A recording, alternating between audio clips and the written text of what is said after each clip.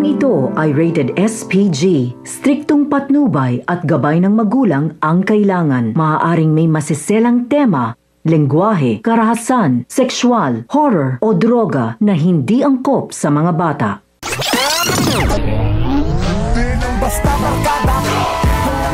Sasabihin na nga ng mag-asawang Marsing at Nita kay Ramon ang tunay na pagkatao ni Tanggol at kung sino ito sa buhay ni Mokang. Samantala kampante naman si Olga na hindi nakilala ni Ramon si Tanggol na siyang ang tumangay kay Mokang, habang nanggagalaiti naman sa galit si Olga kay Espinas dahil nga ayaw nang pumayag ni Espinas na paslangin si Tanggol, kaya naman ibubuntun niya ang galit niya dito nga kay Ramon. Anya kung hindi niya mapapatay si Tanggol ay uunahin niya si Ramon at Don Julio nang sa ganon umano ay mapabilis ang pagkamkam niya sa kayamanan ng mga Montenegro. Uumpisahan nga ni Olga na lasunin ang utak ni Ramon at sinulsulan niya si Ramon na kamuhian ng lalaking tumangay sa asawa niyang si Mokang, at wala ngang kaalam-alam si Ramon na ang taong kanyang kinamumuhian ay ang tunay niyang anak na si Tanggol. At habang nagliliyab nga sa galit si Ramon kay Tanggol ay ganun din ang nararamdaman ni Tanggol para kay Ramon, at ang gusto lang mangyari sa ngayon ni Tanggol ay gantihan ang asawa ni Mokang na siya ngang si Ramon. Sa kabilang banda, dahil hindi nga mapalagay si Ramon sa kung ano ba talaga ang nangyari kay Mokang, ay pupuntahan niya ang mga magulang ni Mokang at kakausapin niya ito at itatanong niya sa mag-asawang Marsing at Nita kung meron bang dating nobyo ang anak nilang si Mokang.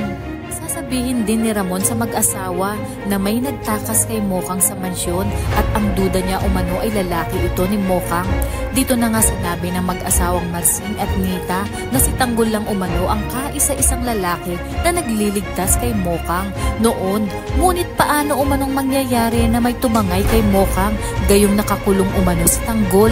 Dito na nga nagulat si Ramon nang banggitin ni Marsing ang pangalang Tanggol. Kaya naman dito na nagsimulang magtanong si Ramon kung sino ang Tanggol na kanilang binanggit.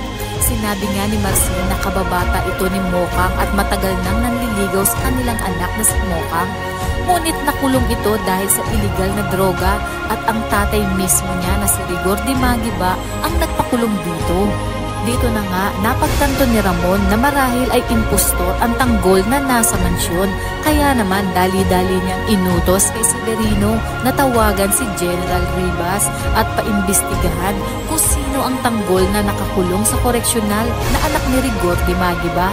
Takam-taka naman ang mag-asawang Marsing at Nita sa naging reaksyon ni Ramon nang sabihin nila ang tungkol kay Tanggol. Samantala sa pagbalik ni Ramon ng mansyon ay agad niyang sinabi kay Olga na may alam na siya kung saan makikita ang lalaking tumangay kay Mokang.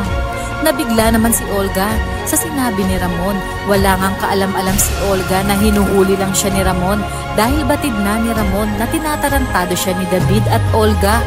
Sinubukan ngang tanungin ni Olga si Ramon kung saan niya maaaring matagpuan ang lalaking tumangay sa asawa nito, ngunit naging matipid ang sagot ni Ramon, sabay lakad papalayo kay Olga. Sinabi nga ni Olga sa kanyang sarili na dapat ay mapatay na niya si Tanggol sa lalong madaling panahon bago pa tuluyang magkita ang totoong mag-ama. Kaya naman kung bago ka pa lang sa aking channel ay mag-subscribe ka na at i-click mo na rin ang bell icon para updated ka sa pinakahuling kaganapan sa paborito mong teleserye, ang FPJ's Batang Quiapo. Hanggang sa muli, salamat!